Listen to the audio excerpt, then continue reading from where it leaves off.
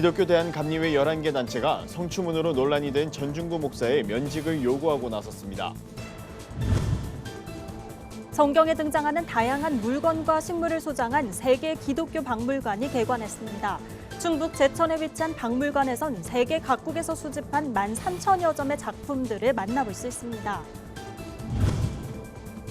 신천지 탈퇴자들이 정통교회에 정착할 수 있도록 돕는 매뉴얼이 나왔습니다.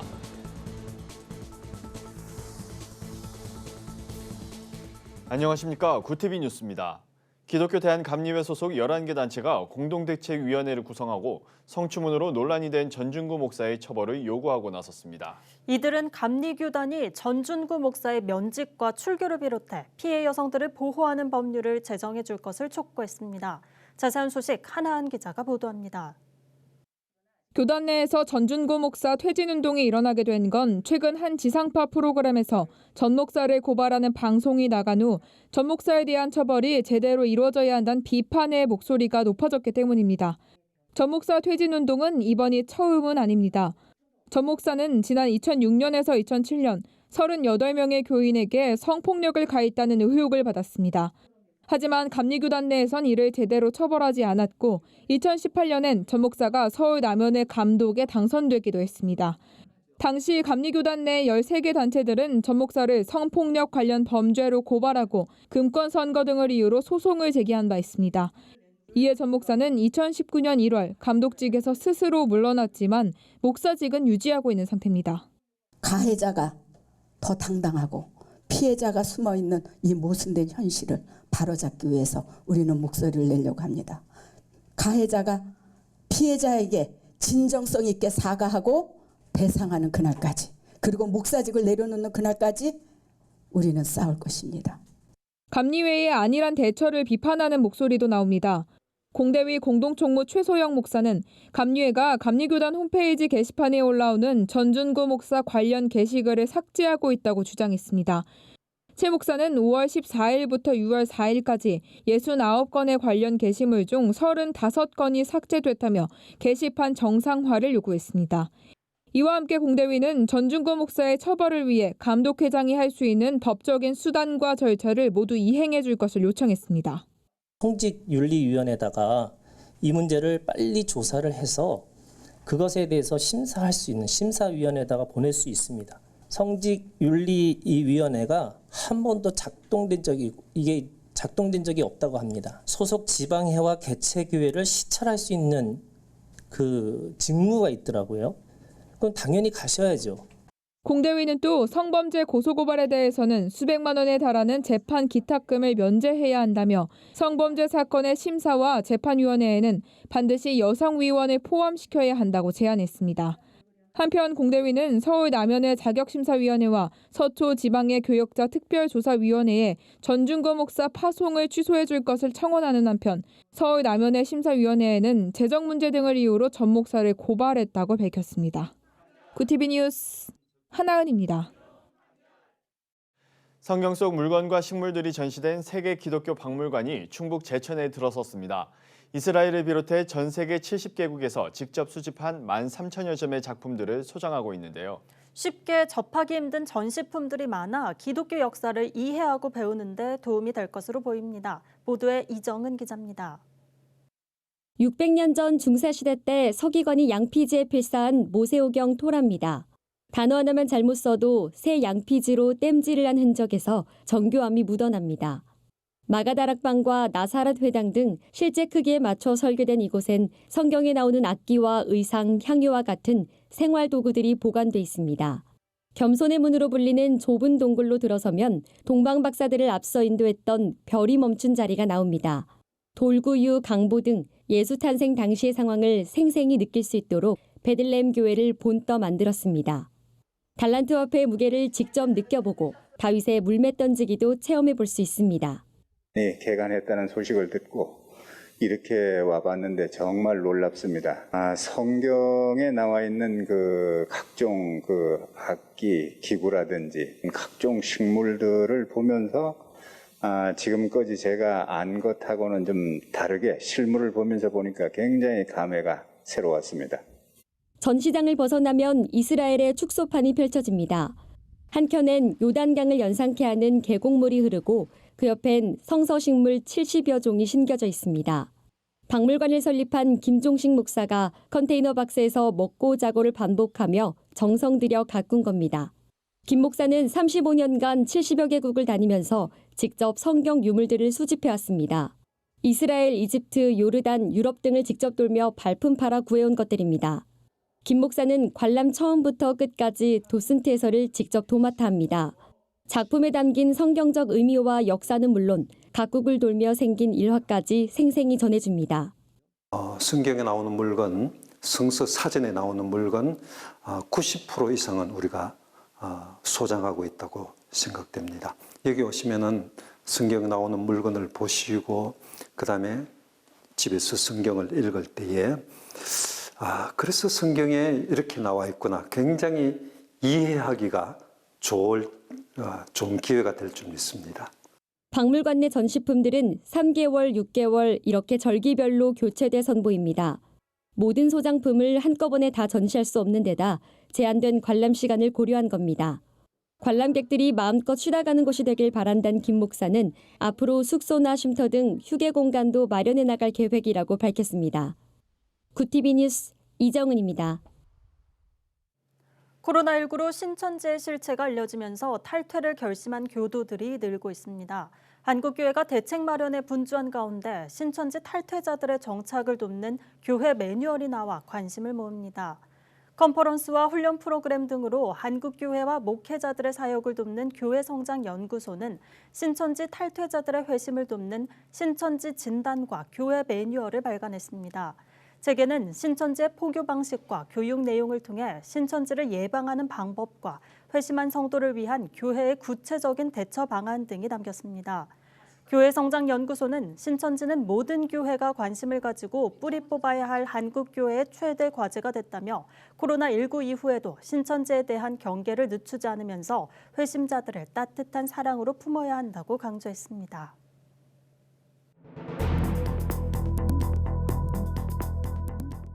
세계 곳곳의 주요 소식을 살펴보는 시간입니다. 미국과 중국 간 코로나19 책임 공방이 지속하는 가운데 중국이 코로나19 백서를 발간했습니다. 백서에선 중국이 코로나19 대응에 있어 상당한 성과를 냈다고 자평했는데요. 자세한 소식 박지연 기자가 전해드립니다. 중국이 코로나19 발생 이래 처음으로 백서를 발간하며 상당한 성과를 냈다고 자평했습니다. 전국인민대표대회와 전국인민정치협상회의가 코로나 사태 중국 대응에 대한 자체 평가를 발표한 겁니다.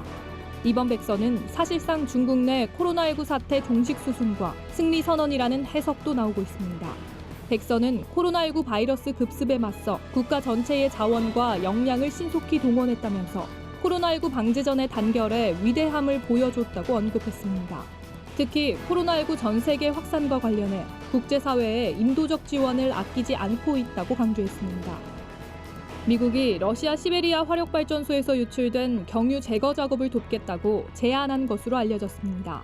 현지 언론에 따르면 마이크 폼페이오 미국 국무장관은 경유 유출 사고에 안타까움을 나타내며 미국은 러시아가 이번 환경재해를 해결하는 데 도울 준비가 되어 있다고 밝혔습니다. 이에 러시아 외무부 자하로바 대변인은 양국이 좋은 일을 위해 함께 협력할 수 있음을 입증하는 제안이라며 미국의 제안을 수용할 뜻을 내비쳤습니다. 한편 러시아는 시베리아 크라스노야르스크주 화력발전소에서 연료 탱크가 폭발해 경유 2만여 톤이 유출되는 사고가 발생했습니다. 오펙 플러스가 원유 수요 급감과 유가 하락에 따른 하루 970만 배럴 감산을 7월까지 한 달 더 연장하기로 합의했습니다. 애초 합의에 따르면 7월부터 12월은 감산량이 하루 770만 배럴로 줄어들지만 이날 합의로 7월 감산량도 하루 970만 배럴이 된 겁니다.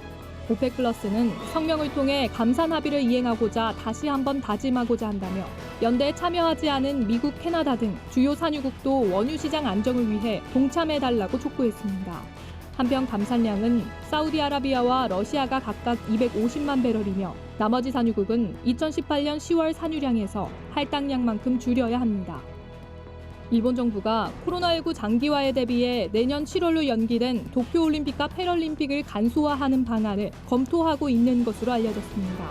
이를 위해 현지 각 경기장 관중과 참가자, 의식 등의 축소가 검토될 것으로 전해졌습니다. 코로나19 감염 여부를 확인하는 유전자 검사 의무화 방안도 검토됩니다.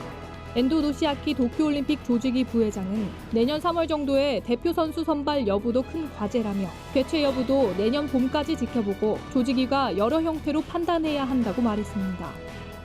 브라질 정부가 아마존 열대우림의 환경 실태를 한눈에 볼 수 있는 환경지도 제작에 나설 것으로 보입니다. 연방정부와 주정부, 수출기업들이 참여해 아마존 열대우림의 원주민 거주 지역과 산림보호구역 등 구체적인 정보를 담아 국제사회와 공유하겠다는 취지입니다. 아미우통모우랑 브라질 부통령은 환경 문제와 관련해 실추된 대외 이미지를 회복하고자 아마존 환경지도 제작을 제의했다며 경제단체인 상파울루주 산업연맹 집행부와 화상대화를 열어 협조를 요청했다고 밝혔습니다. 구티비 뉴스 박재현입니다. 오늘의 사회 이슈를 천보라 기자가 종합해 보도합니다. 오늘의 이슈 포커스입니다. 코로나19 확진자가 잇따르는 가운데 정부가 국민들의 거리두기 참여를 재차 강조했습니다. 중앙재난안전대책본부에 따르면 6월 1주차에 이뤄진 코로나19 진단 검사 건수는 하루 평균 12,378건이었습니다. 확진자가 대거 발생했던 지난 3월 1주차와 비슷한 수준입니다. 박능우 중앙재난안전대책본부 1차장은 방역당국의 진단검사보다 더 중요한 것은 국민들의 거리두기 참여라고 말했습니다. 이어 박 차장은 현재 기숙사, 군부대, 병원 등에서도 선제적으로 검사를 병행하고 있지만 일상생활 속에서 거리두기가 실천되지 않는다면 지역사회 감염의 추가 전파를 멈추게 할 수 없다고 강조했습니다. 초등학교 5, 6학년과 중학교 1학년이 8일 코로나19 사태 이후 처음으로 등교 수업을 받습니다. 교육부에 따르면 8일 중1과 초 5, 6학년 약 135만 명이 마지막으로 등교 수업에 참여합니다. 순차 등교의 마지막 단계까지 이르렀지만 산발적 감염이 잇따르고 무더워진 날씨에 생활방역 수칙을 지키기 힘들어지면서 불안이 가중되고 있습니다. 유은혜 교육부 장관은 예측하지 못하는 상황에서는 신속하게 등교 수업일을 조정하는 등 학교와 교육청, 보건당국과 교육부가 긴밀하게 협력해 조치할 것이라고 밝혔습니다. 개성에 설치된 남북연락사무소가 개소 1년 9개월 만에 불통사태를 맞았습니다. 여상기 통일부 대변인은 8일 정례 브리핑에서 오늘 오전 연락사무소는 예정대로 북한과 통화 연결을 시도했으나 현재 북측이 받지 않고 있다고 전했습니다.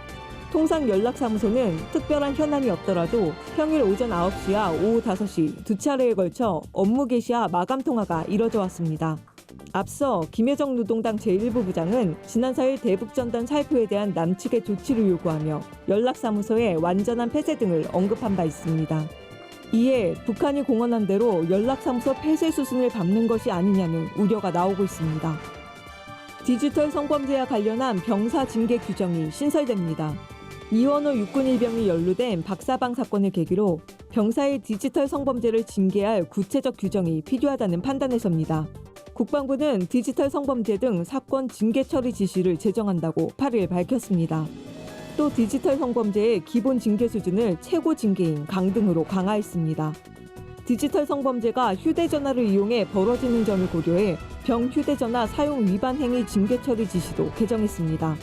국방부는 8일부터 22일까지 행정규칙 예고를 통해 이달 중 재개정된 규정을 시행할 예정입니다.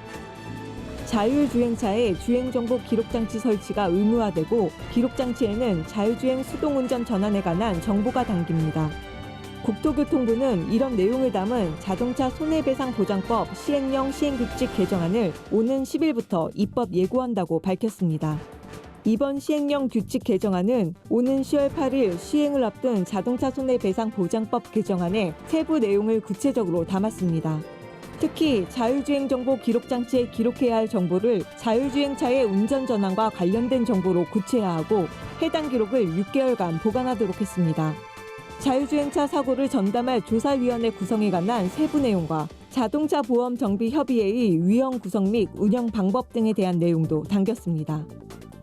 21대 국회 개원과 동시에 정부가 추진 중인 주요 부동산 정책과 관련한 법 개정안이 쏟아지고 있습니다.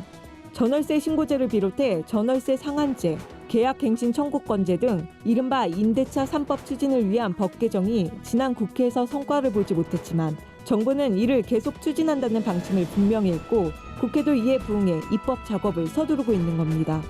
국토부는 법안이 아직 처리되지 않은 상황 내도 최근 전월세 신고제 실행 방안을 마련하기 위한 연구 용역을 발주하며 적극적으로 나서는 모양새입니다. 업계 전문가들은 임대차 3법이 정부의 새로운 부동산 대책 중 하나로 뽑힐 정도로 주택시장에 상당한 파급력을 가져올 것으로 전망했습니다. 고티비 뉴스 천보라입니다. 글로벌 선교방송단과 함께하는 교계 소식을 조유현 기자가 보도합니다. 사랑의 교회가 800차 주빌리 통일구국기도회를 기념한 자리에서 한국전쟁 발발 70주년을 맞아 복음적 평화통일의 비전을 두고 기도했습니다. 주빌리 통일구국기도회는 지난 2004년 사랑의 교회 대학부에서 시작한 나라와 교회의 부흥을 위한 작은 기도회에서 처음 시작됐습니다. 이후 2011년 주빌리 통일구국기도회로 재발족되고 매주 목요일마다 진행되었습니다. 주빌리 상임위원장인 정성진 목사는 이 자리에서 드려지는 기도가 통일 대한민국의 새벽을 밝히게 될 것이라고 선포했습니다. 뉴 제너레이션 워십이 2집 정규 앨범 발매를 앞두고 싱글 앨범 나의 마음은을 공개했습니다. 뉴젠 워십은 이 곡을 시작으로 몇 곡을 더 선공개한 후 2집을 발매할 예정입니다. 나의 마음은에는 뉴젠 워십을 이끄는 청관훈 목사의 보컬이 담겼습니다. 천 목사는 두렵고 외롭고 큰 염려 속에 지쳐있는 여러분에게 위로가 되고 소망을 주는 노래를 불러드리고 싶었다고 밝혔습니다. 기독교 비영리 단체인 나그네 상점이 후원 프로젝트로 모금한 1,000만 원을 코로나19로 생존의 위협을 받는 아프리카 5개국에 전달합니다. 지난달 28일 시작한 이번 프로젝트에는 개인 101명과 단체 2곳이 참여했습니다. 후원금은 현지 선교사를 통해 전달돼 옥수수 가루, 쌀, 채소 등 식량 패키지를 구매하는 데 사용될 예정입니다. 미랄복지재단이 일상 속의 장애인을 주제로 제6회 스토리텔링 공모전을 진행합니다. 장애인과 장애인 가족, 지인 등 장애와 관련된 에피소드가 있는 사람이라면 누구나 참여할 수 있으며 접수는 내달 19일까지입니다. 당선작은 1차 내부 심사와 2차 전문 심사를 거쳐 8월 중 미랄복지재단 홈페이지를 통해 발표될 예정이며 웹툰과 오디오북을 통해 장애인식 개성 콘텐츠로 활용됩니다. 구티비 뉴스 조유현입니다. 코로나 신규 확진자 수가 주말 내내 50명대를 기록한 가운데 8일 전학년이 등교 개학을 마쳤습니다. 전국 약 595만 명의 학생이 학교에서 수업을 듣게 된 건데요. 아이들이 안심하고 학업에 전념할 수 있도록 우리 모두가 방역 수칙을 더욱 철저히 지켜야겠습니다. 이상으로 뉴스를 마칩니다. 오늘도 함께해 주신 여러분 고맙습니다.